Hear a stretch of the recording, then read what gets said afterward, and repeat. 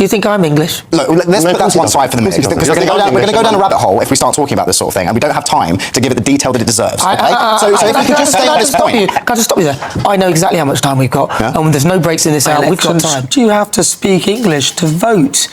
It's interesting, right? Let's speak to my panel. Campaigns Director and Spokesperson for Restore Britain, Charlie Downs, broadcaster Christo Fufast, and journalist and broadcaster Jonathan Liss. Christo Fufast, I'll start with you. Do you think you need to be able to speak English to vote?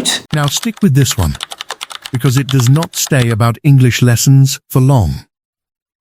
What starts as a fairly simple question about voting rights turns into something a lot messier, a lot faster than you'd expect.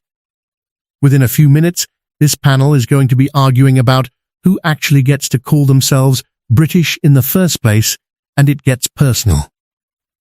Really personal. One of them ends up questioning whether another guest, sitting right there next to him, even counts as English at all. This debate goes places most panel debates don't. Yes, but I don't know how you would in practical terms enforce it. From a moral perspective, I think that if you have been here long enough that you should be, integrating enough and you're able to vote, yes, you should speak English. I think that that's an absolutely number one in integrating into the United Kingdom. Other than some sort of test or something, I'm not sure how would you then remove voting rights from someone who didn't pass an English test. I don't know how in practice enforcing that would work. That would be my worry. Yeah. Well, I mean, I'm very pleased to see Reform adopting our position on these matters, having removed Rupert Lowe from the party in quite a despicable fashion for raising the topic of mass deportations just last year. They have now shifted to our position, I think largely because of our pressure and the success that we've had campaigning on these issues.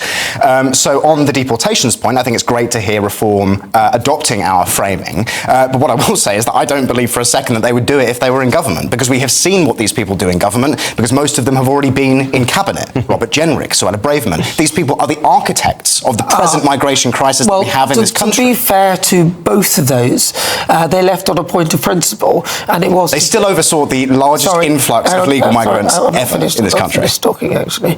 Yeah, but they left on a point of principle that they couldn't initiate their policies because they were still in the ECHR and they weren't happy. Now, I'm not defending them, but I'm just putting it in context. I mean, look, they both criticised the failures of the government that they were absolutely central to. It's the most ludicrous spectacle I've ever seen in my life. They should own their own failure and allow the British people to judge if they want, based on the track record, if they want them back in government again.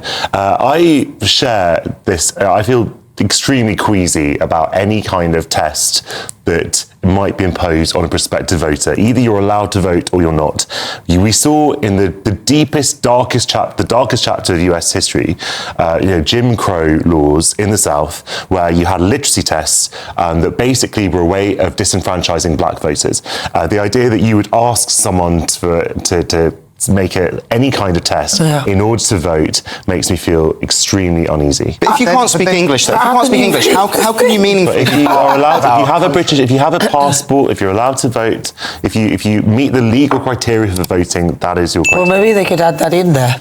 I mean, it should be noted actually that in this country, Commonwealth citizens are allowed to vote. Yeah, and stand in elections. Do you believe this? Foreign nationals are allowed to stand in elections. That's an imperial hangover. I would be no other country reciprocates that for Britain, by the way. I'd be very happy to abolish that rule to say that only British citizens should be able to vote in British elections. So maybe it should never get to the point of voting that you just simply do not get your citizenship until you have learnt how to speak our language, and then that would never come up because you would then obviously have the language skills to be able to vote. Well, Christo, I mean, when you become a UK citizen, you do have to pass a test, so presumably you need to speak English in order to pass that test. But then how have we got so many people here who are able to vote who don't speak English? Well, that is the Commonwealth issue, because it's foreign nationals from countries like Bangladesh, for example, who come to the country, are not citizens but can vote, and therefore don't have to speak English. That doesn't make any sense. It's ridiculous. ridiculous. It's whatsoever. completely It's insane. an imperial. It's a hangover of empire that needs to where we stop, extended. It doesn't. Well, I agree with you on that point. We don't need to. I'm very in favour of migration, as you know, but I don't think that we need to extend the franchise. Integration is so important, and that is, all of this that we talk about. The reason we're getting so fractured is because of the fact that integration is just not happening, and we need to make sure it happens. And some of that is on the state. I think it's on the individual as well. You should go to a country and want to speak the language, want to integrate, but also the state needs to facilitate that. But what does integration even mean in 2026 when we're living in language such to start with? I mean, that's pretty basic. The vast majority of people speak English. Come on. Well, sure, but what does integration even mean at this point? Because it hasn't worked. I mean, the project of British values, like the idea that if you just believe in democracy and the rule of law and individual liberty and stuff, that makes you British. This has not worked. This has been the project of Blair and later Cameron, and Michael Gove as Education Secretary enshrined these principles in law in 2014, and still we are seeing an increasing ethno-religious balkanisation in our towns. Charlie, you're the one who's advocated this balkanisation. You don't think that I'm English, even though I've lived in this. I was born in England. I've lived here my whole life, but because I'm Jewish, I'm Jewish, but he comes from an Eastern European Ashkenazi Jewish background. You don't think I'm English. Now that, for me, is advocating in that political perspective. That's classification of people. Can I ask you? Do you think I'm English? Look, let's put that to one side for the minute, because we're going to go down a rabbit hole if we start talking about this sort of thing, and we don't have time to give it the detail that it deserves. Okay? So if we could just stay on this point. Can I just stop you there? I know exactly how much time we've got, and there's no breaks in this hour. We've got time. Right. If you want to go down this route, then I'm happy to do so, because it's just a question. But it is an important issue about what it means to be British. What does it mean to be English. British then? Okay. Well, I mean, we have made it very clear, Restore Britain have made it very clear that our position is that Britishness is not just defined by having a British passport. It is not just defined by believing in a set of abstract corporate-style values like democracy and the rule of law. What is it defined Well, by? let me finish. So the position is defined by, not what it is. The position of every mainstream party, from Reform UK right the way through to the Greens, is that Britishness is defined by having a passport or believing in democracy, right? In our view, that is an absolutely ridiculous definition, because Britain and the constituent nations that make this country up, England, Scotland, Wales and Northern Ireland, are ancient peoples. These are ancient nations that have existed continuously for over 1,000 years. Yes. And so there is a difference. There is a difference. So am I British? There is a difference between somebody... Am I British? No, I'm going to get to that. I was born in Newcastle. I'm a Geordie. Am I British? Well, look, you're born in Britain, and all the rest of it. So in that sense, yes, you are British. So but which bit of me isn't then? Well, there is obviously a spectrum, because there is a difference between somebody who has come here in the last 5 years and got themselves a passport, and somebody like me, whose family has been in this country literally for thousands of years. Okay, there is a difference there, and this is an important difference. Have you heard of Cheddar Man? Yes.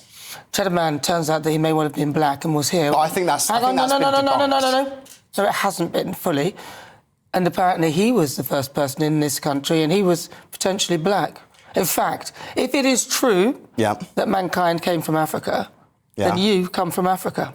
Well, I'm a Christian, so I think we all share a common ancestor. Well, you might believe that, but science says otherwise, that mankind came from Africa. If you're going, how far back are you going? I'm going back to the beginning.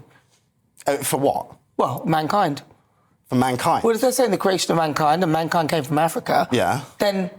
You're from Africa. Your heritage all the way further back. Well, if the out of Africa theory is correct, then yes, but that doesn't that doesn't make me African now. Well, it means that there's a piece of you that is, which means you're not British. Yeah, but that's not what I'm saying. I'm not saying it's because I'm black, isn't it? Oh, come on. I think he's not. But you don't think she's English. You don't think I'm English. No. Hang on. So let's just get to the bottom of this very quickly. This is really important, right? If you could. If I was born in China, that wouldn't make me Chinese, because Chinese, and there are many ethnicities contained within the category of Chinese, but it is fundamentally an ethnic identity. It's not a civic identity. And in the same way, if just because you're born in England doesn't make you English, I'm sorry, it doesn't. But I think it's a fair point for Nana to ask about if you're going to have that policy, great. But how far back are you? One generation. Listen. Come on, let me just ask. Come on. If I had English grandparents, but you don't have to go that far. Let me come on. Come on. Are you defining how far back we're going? If you have an English parent then you are, if you have two English parents, then you're English. If you have one English parent, then you're half English. So you're saying It's as that simple as Nana's children, so if Nana's children So are my could be children, English? they're mixed race. Now, this is where it gets no. This gets a bit tricky because they're mixed race. I was born in this country. They're mixed race, so they're not white, but my partners were English. But I don't know how far back their English they're half go. English. Yeah, but what if before then the thing was the dad was Irish? Well, then they'd be half Irish, wouldn't they? Yeah, but No, they wouldn't. They'd be a quarter. No, they'd be a quarter.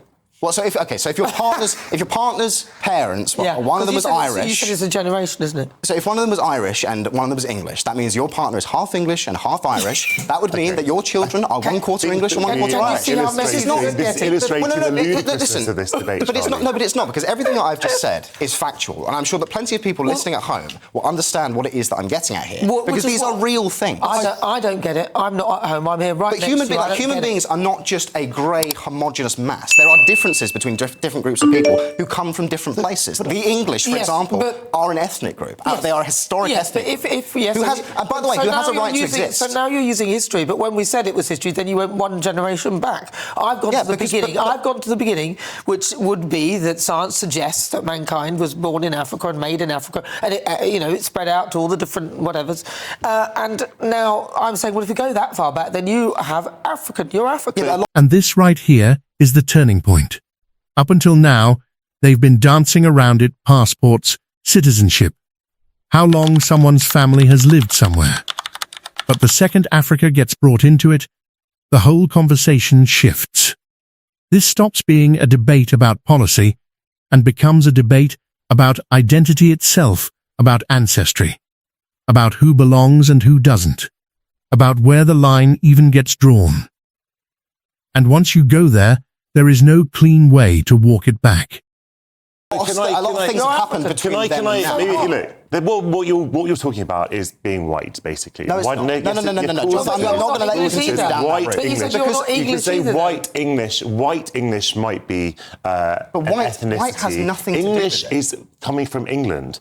Where's coming from, mean? Well, born here, growing up here, the only place we've ever known. So if I was born in China, would I come from China? If you were born in China, you spent your whole life in China, you spoke Chinese, you integrated perfectly into society, I see no reason why you couldn't be Chinese. Well, I don't see why, because you are racialising it. Come on. You just oppose it. No, I'm sorry, you just opposed me. No, I'm not. I'll tell you why. Hang on, let Christo, why is he being unfair? I think where I agree with your point is that I do think it is more than being handed a passport that gives you your nationality. I do think that is more. But when Nana asked about her children, you didn't bring in ethnicity into them being English. You said, OK, they're half English. You didn't say, well, actually, no, their skin tone would change that. So I don't think it's fair for you to bring in saying that he's racialising it. Of course, because he just racialised it in China. Because the only difference between him, if he lived his whole life in China, spoke Chinese, never knew any other place, why couldn't he? He says it's a ludicrous idea that he couldn't be Chinese. Why? Because he doesn't look like other Chinese people. The reason why, hang on, the reason why is because I don't believe that the Chinese would accept me as one of their own. Why? Well, but English people... But that's because of not their the culture. point. That's not whether you believe they'll accept you or not isn't the point. Well, that does matter, though. No. Because if a people doesn't accept you as one of their own, you can't call yourself part of that people. So are you saying that because I'm black,